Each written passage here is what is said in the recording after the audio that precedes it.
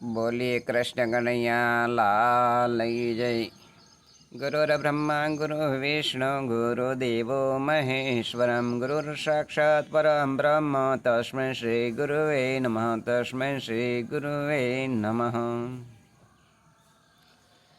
एक वखत भगवान बुद्ध पोते ए वननी अंदर तपश्चर्या आ महावीर बुद्ध ए करी रह्या हता।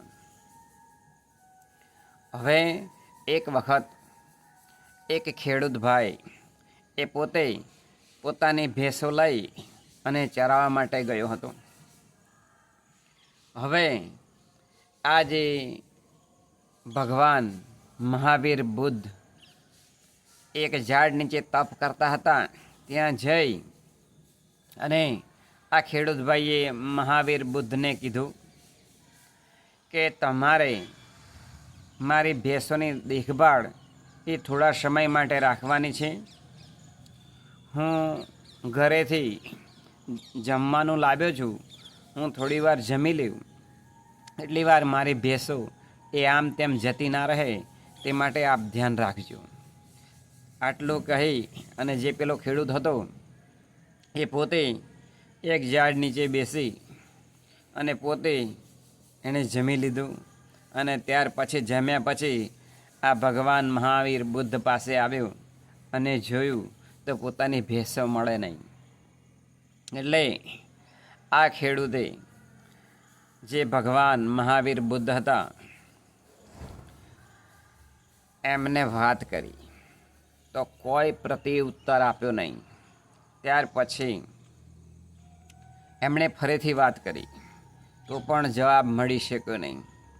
એટલે આ જે ખેડૂત હતા એમણે લાકડાના 2 મોટા ખીલા લીધા અને પછી બંને કાનોની અંદર એ બરાબર ઠોકી દીધા, અંદરથી લોહી નીકળ્યું।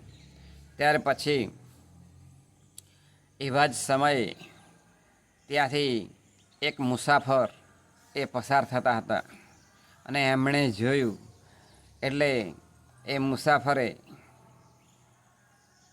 પેલા ખેડૂત હતા એમને કહ્યું કે તમારા જેવાને તો સજા કરવી જોઈએ, કારણ કે આ એક તપસ્વી મહાવીર બુદ્ધ જ્યારે તપ કરતા હોય કોઈ તપસ્વીને તો તેમનો ભંગ કરવો જોઈએ નહીં અને આવી રીતે દુઃખી કરવા જોઈએ નહીં કે ખીલા મારી અને કાનોની અંદરથી લોહી કાઢ્યું। એટલે તમને તો એ ફાંસીની સજા આપવી જોઈએ, શિક્ષા કરવી જોઈએ। તેવા સમયે મહાવીર બુદ્ધ એ પોતે બોલ્યા કે ના, આવા વ્યક્તિઓને ક્ષમા આપવી જોઈએ। આમ બોલ્યા। કેટલા કરુણાના સાગર એ મહાવીર બુદ્ધ હતા। ત્યારે એ પોતે એ ભગવાનનું સ્વરૂપ હતા, તો એટલું દુઃખ આપ્યું, તપ કરતા હતા છતાં પણ તેમને ક્ષમા આપી। ઓ કરુણાના કરનારા, તારી કરુણાનો કોઈ પાર નથી, તારી કરુણાનો કોઈ પાર નથી।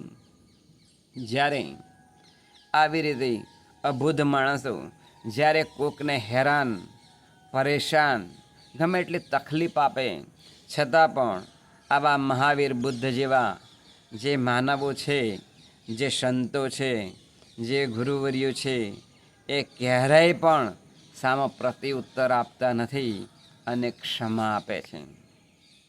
માટે ક્ષમા વીરસ્ય ભૂષણમ, ક્ષમા એ વીરોનું ઘરેણું છે।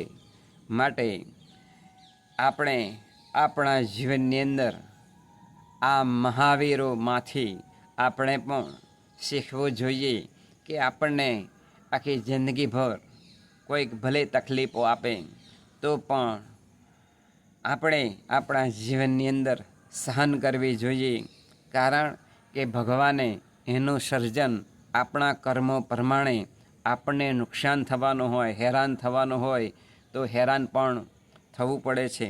તો તો પણ એની અંદર પણ ભગવાનની મરજી એ હોય છે. માટે આપણે આપણા કર્મોને આધીન પણ આપણે દુઃખ પડી શકતું હોય છે. માટે આપણે આપણા જીવનની અંદર એ સહનશીલતાનો ગુણ મેળવી અને મહાવીર બની શકીએ. એ જ આજના શ્રવદીને પ્રાર્થના બોલી. કૃષ્ણ કનૈયા લાલ કી જય.